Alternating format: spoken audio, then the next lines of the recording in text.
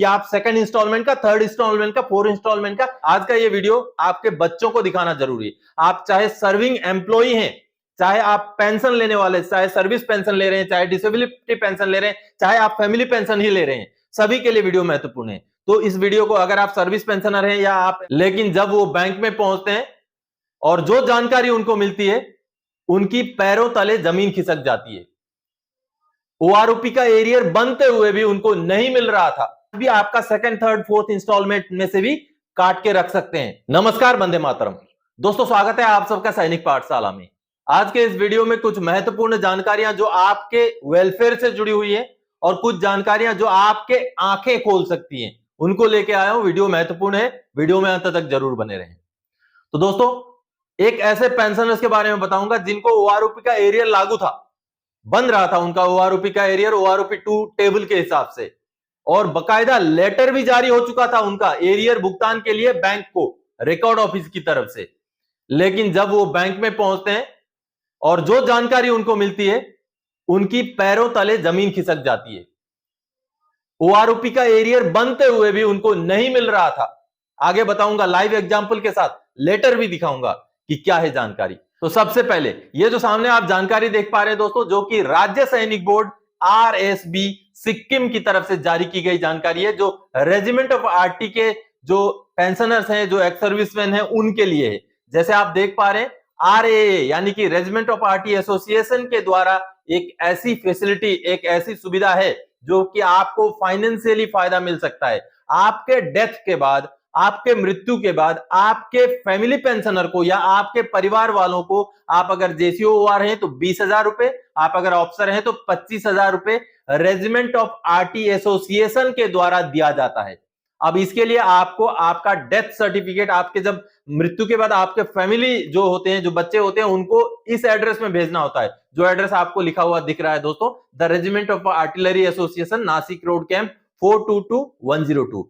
तो जैसे आपका ये एड्रेस में डेथ सर्टिफिकेट चला जाएगा, आपका एक्स ग्रेसिया क्लेम के लिए प्रोसेस हो जाएगा डॉक्यूमेंट, और आपको जो है 20,000 रुपए या 25,000 रुपए, जिस भी कैटेगरी के आप हैं, आपको मिल सकता है। और दोस्तों, ये उनके लिए लागू है जो जिन्होंने कंट्रीब्यूशन दिया है आरएए के लिए और 1964 के बाद के जो रिटायरी हैं। और आपको बता दूं, आज के डेट में ये कंट्रीब्यूशन 10 रुपए है। जब हम पेंशन आ रहे होते हैं उस समय में 10 रुपए कंट्रीब्यूशन रख के आपको एक आरएए कार्ड दिया होता है, जो मैं भी लेके आया हूं। तो इस तरीके से आपको ये फैसिलिटी के बारे में आपके परिवार वालों को बताना जरूरी है। दोस्तों, चलिए आगे बढ़ते हैं अगली जानकारी की ओर। एक पेंशनर जिनको enhance rate of family pension लागू था, इसीलिए मैं बोलता हूं दोस्तों कि आप सब जो है जागरूक हो जाइए। अगर नहीं जागेंगे तो आपके साथ भी ऐसा ही होगा।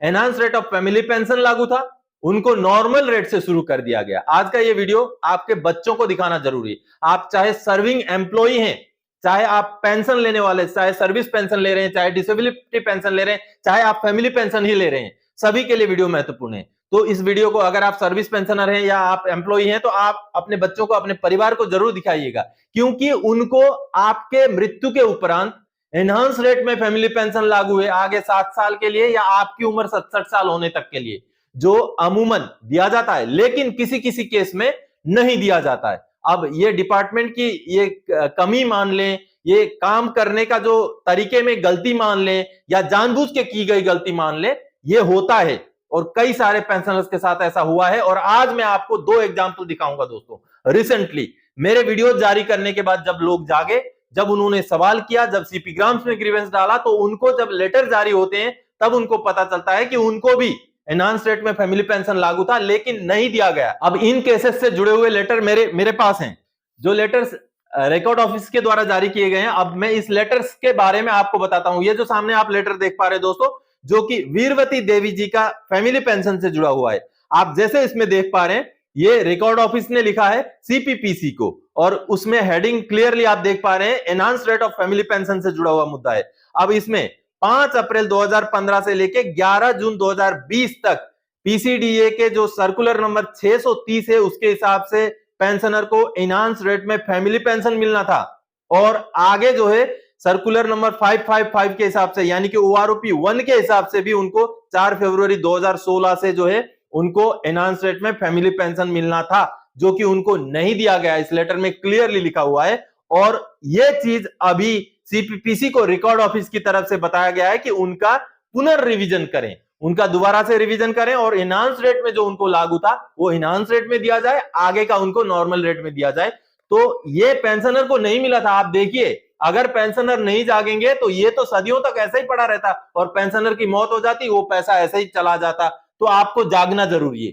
जागने के लिए आपको सैनिक पाठशाला के साथ जुड़ना पड़ेगा, ताकि समय समय पर मैं इस तरीके के और बहुत ऐसे तरीके, बहुत ऐसी चीजें हैं जो आप सबको पता नहीं होने की वजह से आप नुकसान में रहते हैं। तो कहीं ना कहीं आप अपना नुकसान ना कराएं, इसलिए मैं आप सबको ये जानकारी देता रहता हूं। अब और एक लेटर मेरे पास है दोस्तों, जो कि नेवल पेंशन ऑफिस के द्वारा जारी किया गया लेटर, ये भी enhance rate of family pension से जुड़ा हुआ। अब ये जो सामने आप लेटर देख पा रहे हैं, जो आप देख रहे हैं, नेवल पेंशन ऑफिस की तरफ से जारी किया गया लेटर है और ये लेटर भी सीपीपीसी पंजाब नेशनल बैंक को जारी किया गया है। अब इसमें भी मसला वही है, जो पेंशनर को enhance rate of family pension मिलना था उनको नॉर्मल रेट में दिया गया। इसमें बकायदा तारीख के साथ, अमाउंट के साथ नेवल पेंशन ऑफिस ने सीपीपीसी को बोला है कि 28 मई 2021 से लेकर 11 जनवरी 2025 तक 23,825 रुपए करके इनहांस रेट में फैमिली पेंशन मिलना था, जो कि अभी नॉर्मल रेट में दिया जा रहा है। उसके आगे फिर उनका जो है नॉर्मल रेट में शुरू हो जाएगा 2025 के बाद, जो कि 14,295 होगा। और अब 2025 जनवरी तक 23,825 रुपए करके पेंशनर को एनहांस रेट में फैमिली पेंशन दिया जाए। ये इंस्ट्रक्शन जो है नेवल पेंशन ऑफिस ने सीपीपीसी को दिया है दोस्तों, और ये भी तभी हो पाया जब पेंशनर जागे, जब सैनिक पाठशाला के साथ जुड़े, जब उनको पता चला कि एनहांस रेट में फैमिली पेंशन लागू है उनको, तब जाकर के उन्होंने सीपी ग्राम्स में ग्रीवेंस डाला। उस ग्रीवेंस का असर यह हुआ कि अब नेवल पेंशन ऑफिस ने उनका यह कार्रवाई कर दिया है, सीपीपीसी को डायरेक्शन दे दिया है कि उनको 23,825 के हिसाब से एनहांस रेट में फैमिली पेंशन दिया जाए, जो उनको लागू है नहीं मिल रहा था। तो दोस्तों आगे चलिए, मैं एक बहुत बड़ा खुलासा करूंगा ओआरओपी 2 के ऊपर। आप हो सकता है ओआरओपी का एरियर का इंतजार करते रहें और आपको ओआरओपी का एरियर मिले ही नहीं। और ये बता दूं, ये जो कार्रवाई है, ये जो हरकत है, ये सेकंड, थर्ड, फोर्थ इंस्टॉलमेंट वालों के साथ भी हो सकता है अगर आप बैंक से ले रहे हैं। क्योंकि अगर आपका रिकवरी बन रहा है ना, आपका कोई पुराना बकाया आज पता चलता है सीपीपीसी वालों को, तो आज भी आपका सेकंड, थर्ड, फोर्थ इंस्टॉलमेंट में से भी काट के रख सकते हैं। क्योंकि जो वाकया आपको मैं समझाने जा रहा हूं वो बहुत ही महत्वपूर्ण है और बहुत ही आपके लिए जानकारीदायक है, क्योंकि आपको इसके लिए सजग रहना पड़ेगा। अब ये मैसेज जो आप देख पा रहे हैं, जिसमें पेंशनर ने, विजय कुमार जी ने, वो उनकी मम्मी के बारे में पूछ रहे हैं, उन्होंने मुझे ये मैसेज लिखा है, कमेंट है यूट्यूब का। सर, मेरी मम्मी को आर्मी से ऑर्डिनरी फैमिली पेंशन मिलता है, आपके बताने के अनुसार ओआरओपी 2 के संबंध में ग्रीवेंस डाला, जिसमें रिकॉर्ड ऑफिस ने पेंशन रिवीजन और एरियर देने का लेटर सीपीपीसी को दिया, जिसके संबंध में मैं सीपीपीसी गया तो वो रिकॉर्ड चेक करके मुझे बताया गया कि आपको पेंशन ज्यादा दी गई थी, जिसका हमने रिकवर कर लिया है, आपको एरियर नहीं मिलेगा। प्लीज सर बताइए आगे क्या कर सकते हैं, या जो आगे क्या करना है वो मैंने उनको बता दिया है। तो आप सोच के देखिए, एक पेंशनर जिनका बकायदा रिकॉर्ड का लेटर है, ये अब लेटर पहले देख लीजिए, जो सामने आप लेटर देख पा रहे हैं, जो आर्मर्ड कोर रिकॉर्ड ने लिखा है, 10 मई 2023 का लेटर है और सीपीपीसी को प्रॉपर लिखा है ये लेटर, जिस लेटर में रिकॉर्ड ऑफिस ने ये बोला है कि ओआरओपी 2 के हिसाब से, सर्कुलर नंबर 666 के हिसाब से इनका फैमिली पेंशन में रिवीजन किया जाए और इनको जो भी एरियर बनता है वो एरियर इनको पेमेंट किया जाए। ये क्लियरली रिकॉर्ड ऑफिस ने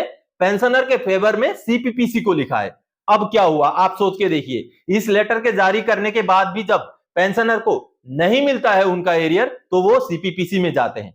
सीपीपीसी में जाने के बाद ये पता चलता है, देखिए उनका रिकवर कर लिया, चुपचाप से बैठे हुए हैं, उनको यह पता चलता है कि उनका एरियर बन रहा था, साथ ही साथ कोई एक रिकवरी बन रहा था कि उनको ज्यादा दिया गया। अब उस रिकवरी को और उस एरियर को आपस में प्लस माइनस करके उनका एरियर खा गए। क्योंकि मैं खा गए बोलूंगा, क्योंकि पेंशनर को कोई इंटीमेशन नहीं है, उनका एरियर बन रहा था, कितना बन रहा था, रिकवरी बन रहा था, कितना बन रहा था, उसका किससे सैंक्शन लेके ये किया गया। रिकवरी जो किया गया, क्या पीसीडीए से सैंक्शन लिया गया? रिकॉर्ड ऑफिस तो सीपीपीसी को ये बोल रहा है कि आप उनको एरियर दीजिए, रिकॉर्ड का आपने लेटर देखा, लेकिन सीपीपीसी ने उनका एरियर काट दिया, उनका एरियर काट करके रिकवरी के साथ एडजस्ट कर दिया और पेंशनर को पता ही नहीं चला। जब सीपीपीसी में पूछताछ करने जाते हैं तो पता चलता है कि आपको ज्यादा दिया गया था पहले, उसको हमने रिकवर कर दिया इसी एरियर से। तो आप सोच के देखिए, अब इसमें उन्होंने क्या कार्रवाई करना वो मैंने बताया हुआ है। तो आपके साथ भी ऐसा हो सकता है दोस्तों। और ये नहीं कि आपको फर्स्ट इंस्टॉलमेंट मिल चुका है तो सेकंड थर्ड फोर्थ में ऐसा नहीं होगा। ऐसा सेकंड थर्ड फोर्थ के केस में भी हो सकता है कि आप सेकंड इंस्टॉलमेंट का, थर्ड इंस्टॉलमेंट का, फोर्थ इंस्टॉलमेंट का इंतजार करते रह जाएं और आपका वही पैसा जो है कोई रिकवरी बन जाए इसी बीच में और आपका काट लें। तो आपने ऐसे जो प्रॉब्लम्स के लिए जागरूक रहना है, आपने सही जगह पर कंप्लेन करना है, आपने सही तरीके से कंप्लेन करना है ताकि जो रिकवरी है वो इलीगल है। माननीय सुप्रीम कोर्ट का भी आदेश है, रिकवरी इलीगल है, आप रिकवरी नहीं कर सकते क्योंकि पेंशनर ने जब अपनी गलती की वजह से वो एडिशनल पैसा नहीं लिया तो वो पेंशनर आपको देने के लिए बाध्य नहीं है। और वो भी तब रिकवरी करना जब उनका एरियर बन रहा है और उसके ऊपर भी उनको इंटीमेशन किए बगैर, कोई सैंक्शन लिए बगैर। तो ये बहुत गंभीर मुद्दा है। इस मुद्दे को डिपार्टमेंट्स को भी बहुत संजीदगी से लेने की जरूरत है। फैमिली पेंशनर्स का इस तरीके से रिकवरी पिछली बार भी मैंने एक वीडियो जारी किया था, उस वीडियो में भी ये हुआ था और बाद में पीसीडीए ने एक लेटर सीपीपीसी को, बैंक को जारी किया कि वो रिकवरी आपने गलत किया है, वो पैसा उनको दे दीजिए। तो इस तरीके से आपको भी जागना पड़ेगा दोस्तों और आप जागरूक रहिए, आप अपनी सही जानकारी रखिए ताकि आपका हक, आपका एंटाइटलमेंट आपको मिलता रहे। तो दोस्तों आज के इस वीडियो में इन्हीं जानकारियों के साथ आया था। आगे और कोई जानकारीदायक आपसे सरोकार रखने वाला विषय लेके मैं फिर से हाजिर हो जाऊंगा। तब तक के लिए जय हिंद दोस्तों।